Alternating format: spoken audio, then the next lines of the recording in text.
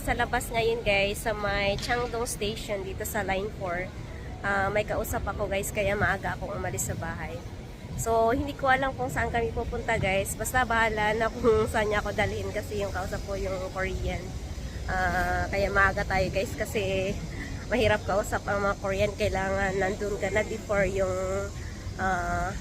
oras na napag-usapan nyo. So ayan, tara guys, let's go. Samahan nyo ako guys. Ito pala yung Changdong Station guys. Ayan, makikita nyo. Ito yung parking area sa mga bike. Ayan.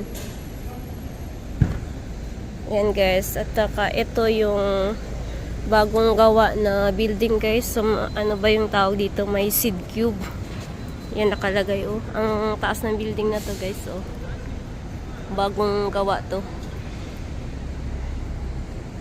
Di ko alam guys kung nag-open na to. Basta ano lang siya, itong year lang to siya natapos. Tapos nakikita nyo guys doon ng mga apartment. Tapos yun dati yung sa may ano, yung may platform. Pwede kumain dyan noon eh. Kaya lang ngayon close na siya. Or di ko alam kung ginagawa pa. So ayan yung Changdong Station guys. Yan. Yan, dyan. Dyan yung train dumadaan. Ito yung line 4 guys. So, sasakay tayo guys ng bus number 9. Dito ata guys yung ano, bus stop sa, ayan, bus papuntang Dobongsan. Ayan guys. Ito na yung bus guys. Sasakay na tayo sa may bus number 9.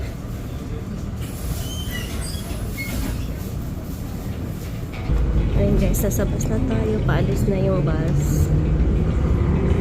Ang daming tao dito sa Changdong Station guys. Ayun.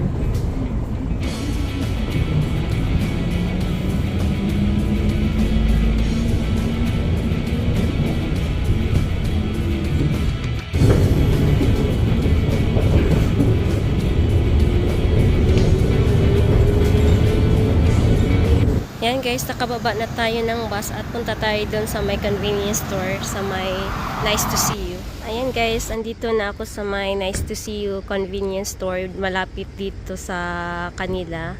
Kaya dito kami magkikita. Ang gaganda ng mga apartment dito guys, oh. Tingnan nyo, ang tataas ng building. Yan oh. Sobrang ganda ng weather ngayon guys.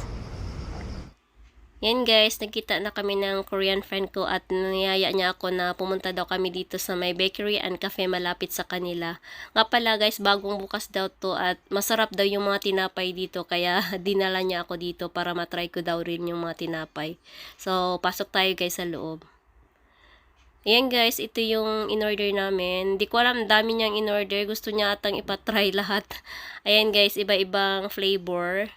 So, yan, nakikita nyo guys, parang mukhang masarap naman siya. At nag-order na rin kami ng ice americano guys. So, let's eat.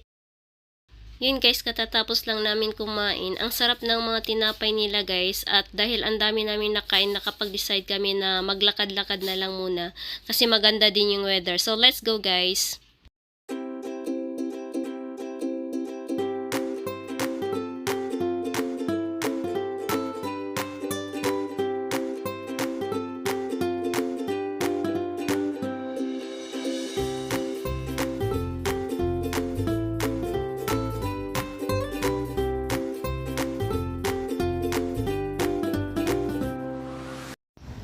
Ayun guys, nagpahinga lang kami saglit at dumiretso na kami sa may Lotte Department Store kasi kakain daw kami guys ng Korean food. So dumiretso na kami dito sa basement ng mall at dito kami sa may restaurant ngayon.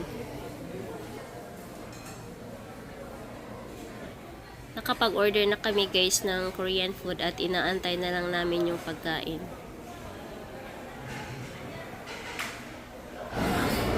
Ito yung order ko guys. Yan o, mukhang masarap naman siya guys. Saka may soup siya. Kain muna kami guys.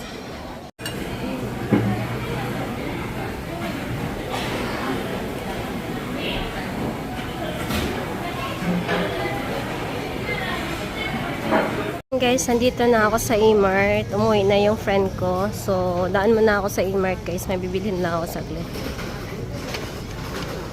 Baba tayo guys.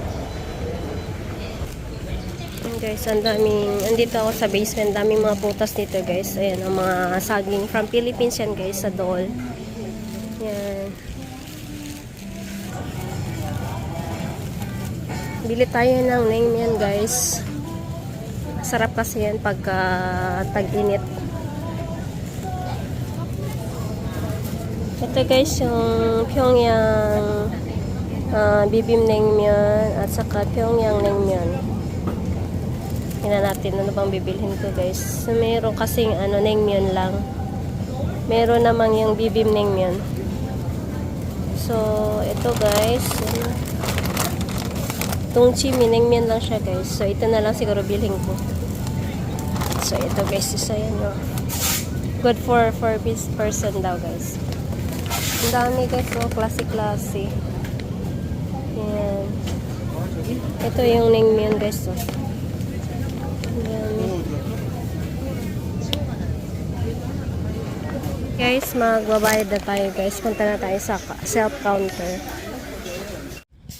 Yan guys, galing na ako ng E-Mart at nakabili na ako ng naengmyeon. Naglalakad ako guys pa uwi ngayon sa bahay kasi maliwanag pa naman. So yun lang guys for today. Thank you for watching at ingat kayo palagi guys. See you on my next vlog. Bye bye guys.